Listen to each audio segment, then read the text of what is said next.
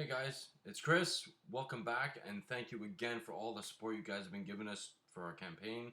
It's amazing. We're getting tons of feedback on Twitter and Facebook, and there are a lot of people visiting our campaign page. We got our first donation, which is amazing, so thank you very much. Super appreciated.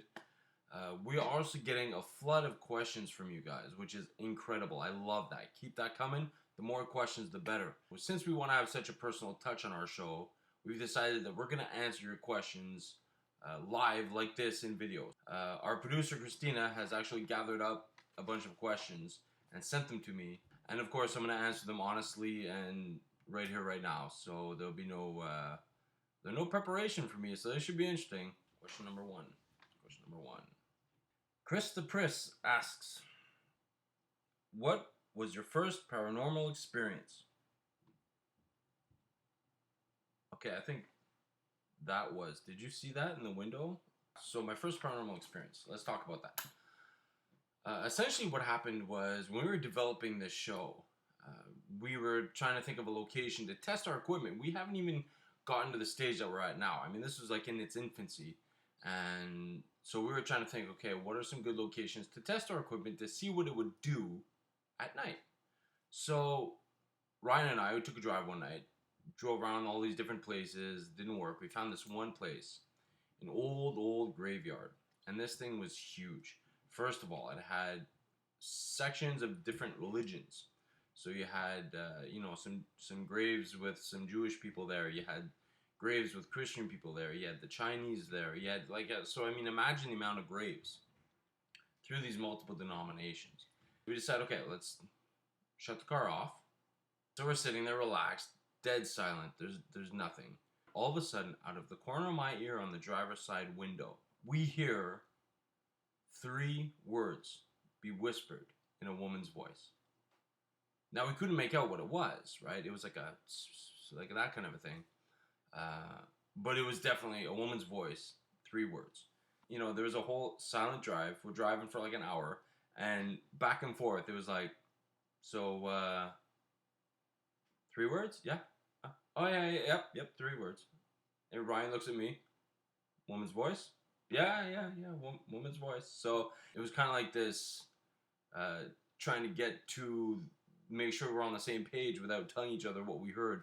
And once we realized that is in fact what we did hear, it really blew our minds.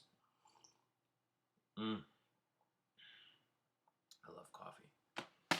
All right, next question. From Plaid Jess. All right, Plaid Jess. What separates those that are being honest about their experience versus those that are bluffing? I think that the majority of the people who talk about their paranormal experiences believe everything that happened to them. I don't think they're bluffing. I think they're being honest. Now, with that being said, could it be that their mind is playing tricks on them? Had it, happen to me, and I've heard tons of my friends and tons of people I know have the same situation where they wake up in the middle of the night, they think someone's sitting in the chair in their room, they flick the light on, and it's a pile of clothes. You know what I mean? So your mind has this ability to fill in the blanks of things that you can't figure out. The same reason that we see faces in clouds. Are there a lot of bluffers out there? Hard to say. I wouldn't say that there's a lot of them. It's possible that there are a lot of people who believe that these things happened to them and that they didn't. That's possible. But again, you can't really tell because you weren't there. Unless you go and investigate the situation, there's no really way to find out.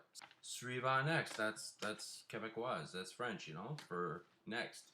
Okay, Matthew. Well, I'm not going to give out his last name, though, because, confidential. How can I tell my place is haunted? See, you guys really love the paranormal stuff. Okay, there's a variety of things. Obviously, there's experiences that happen. Some people have sounds that they keep hearing, whereas other people have chairs flying across the room. I'll tell you right now that if there's a chair flying across your room, your place is haunted. You really have to get to know the actual construction of your house. How much is the wood going to creak? What are the materials that are used and what kind of sounds they could make? you almost have to be CSI-ish a little bit about it, right? History of your area. In short, I would say, first of all, find out if there's any actual construction-wise way that these noises or occurrences could happen. You know, you always want to do as much research as possible and be scientific about it, and don't be afraid. You know, be brave and try to figure this out. And if everything else is ruled out, then pretty much you're probably a good chance of your place being haunted. And then you call us and we come to your place. So I'm going to end it here, but send us your questions. Send us more of your questions, all of your questions. Actually, what we're going to do is we're going to start answering them with various other team members here with me. So it's going to be a fun little time. And so you can stay tuned for that. It won't just always be me all the time. You'll get to meet the rest of our team as we go along. So stay tuned, and thank you again for your support. Help spread the word. You guys are awesome, and we will see you soon.